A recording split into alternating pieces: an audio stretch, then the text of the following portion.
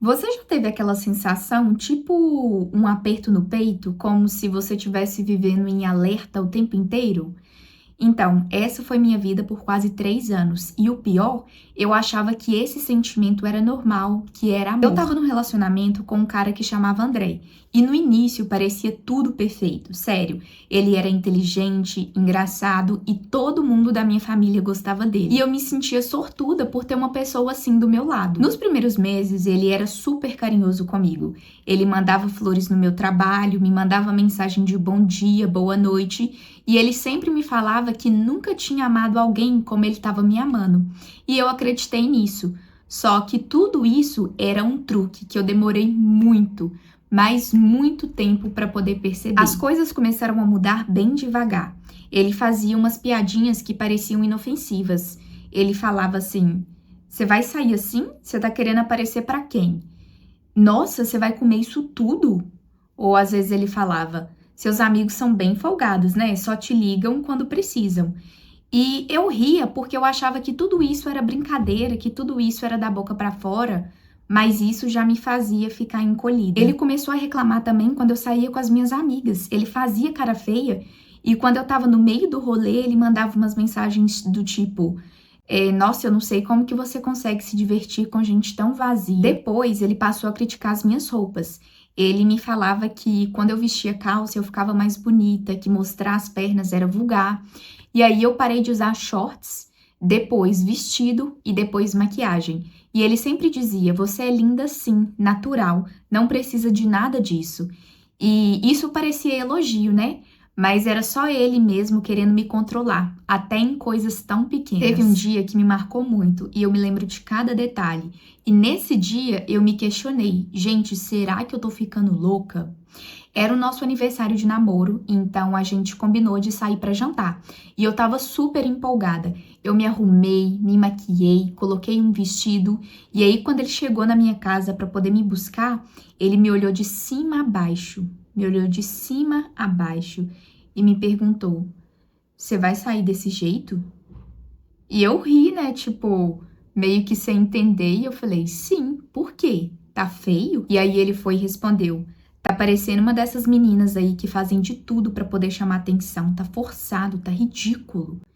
Nossa, gente, na hora que ele falou isso, me deu um aperto tão grande no coração e os meus olhos, assim, de forma automática, começaram a encher de lágrimas. Mas eu dei meu jeito ali e aí eu já limpei meus olhos e aí eu fui e falei com ele que eu podia trocar. Ele foi e falou: "Não, não precisa não, agora já foi. Mas não reclama não se alguém olhar." Quando a gente chegou no restaurante, ele ficou mudo, ele não falou um A. E ele só ficou mexendo no telefone. E eu tentando puxar assunto o tempo inteiro. Afinal, era o nosso aniversário de namoro. Eu queria, pelo menos eu queria, aproveitar com ele. E aí eu fui e perguntei: "O que que eu fiz? Eu fiz alguma coisa?" E aí ele começou. Ele falou: "Você quer mesmo que eu fale? Você se veste aí igual uma piriguete e quer ficar me cobrando carinho?"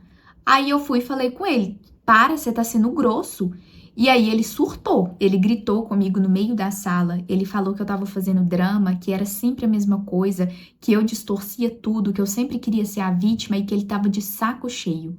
E ele saiu e me deixou ali na sala chorando. Mas o pior não foi isso. O pior foi no outro dia, quando ele voltou como se nada tivesse acontecido. Como se nada tivesse acontecido, como se a noite não tivesse sido péssima.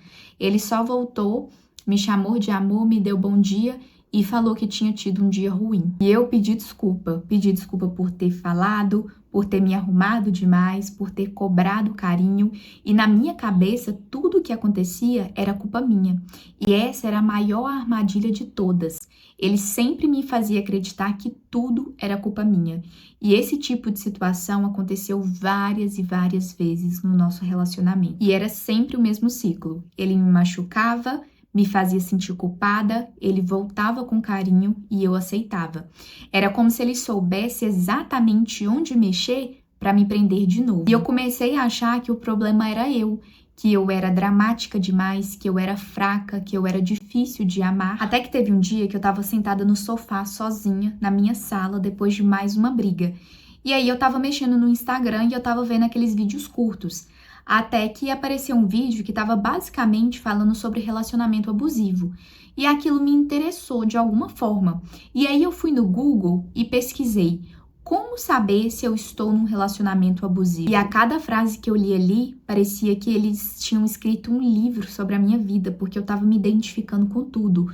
Controle disfarçado de cuidado, ciúme disfarçado de proteção, críticas para poder ajudar, isolamento de famílias e amigos. E quanto mais eu lia, mais eu chorava, mas não era um choro de alívio, era um choro de desespero, porque quando você começa a enxergar, dói mais ainda. É como se você estivesse com uma venda nos olhos o tempo inteiro. E o pior, você deixou. E a partir daí eu comecei a ter crises de ansiedade, dificuldade para poder dormir e medo de tudo. E eu demorei meses. Apesar de tudo isso que eu tinha lido, eu já tinha noção que eu tava num relacionamento assim. Eu demorei meses para conseguir sair disso tudo. Porque sair não é só pegar suas coisas e ir embora, assim como as pessoas que estão de fora falam. Ah, faz isso, faz aquilo, como se fosse tudo muito fácil. Mas sair é lutar contra tudo aquilo que você foi levada a acreditar. Sair é pensar: nossa, será que eu tô exagerando? Será que ele vai mudar? Será que eu vou conseguir encontrar outra pessoa?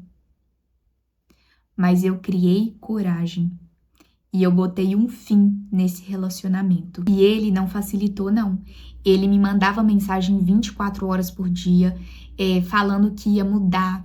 Ele falava que aquilo era só uma fase, que ele ia fazer terapia, que ele me amava.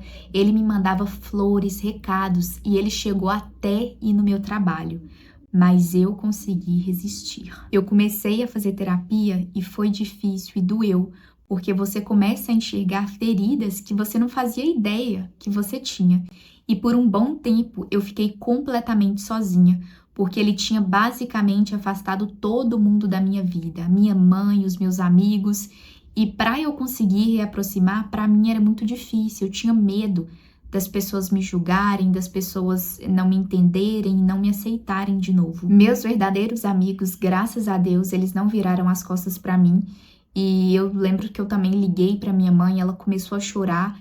E aí, com o tempo, eu fui contando para ela tudo que eu vivia dentro do meu relacionamento. E a verdade é que ela e todo mundo já sabia, só eu mesma que não conseguia enxergar.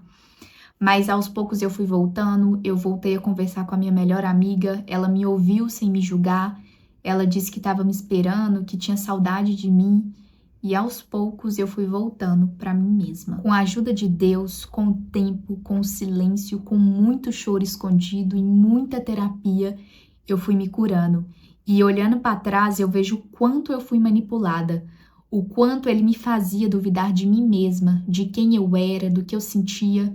Eu já não era mais feliz, ele tinha tirado a minha alegria e eu já não era eu mesma. E eu percebi que, eu passei tempo demais tentando agradar alguém que só apagava o meu brilho. Foi difícil olhar no espelho sem me julgar. Foi difícil conquistar a confiança das pessoas que ele tinha afastado. Foi difícil admitir que eu aceitei menos do que eu merecia. Mas com o tempo e com muita ajuda, eu fui me reconstruindo. E aí as coisas começaram a voltar para o lugar. Minha autoestima, meu riso, minha liberdade. Eu voltei a me amar, voltei a confiar em mim mesma e a acreditar que eu não preciso ser perfeita para poder ser respeitada. E amor não é essa coisa que a gente fica tentando consertar o tempo inteiro, não. Não acredita nessa ideia de que é normal viver brigando, se sentindo mal e pisando em ovos o tempo todo.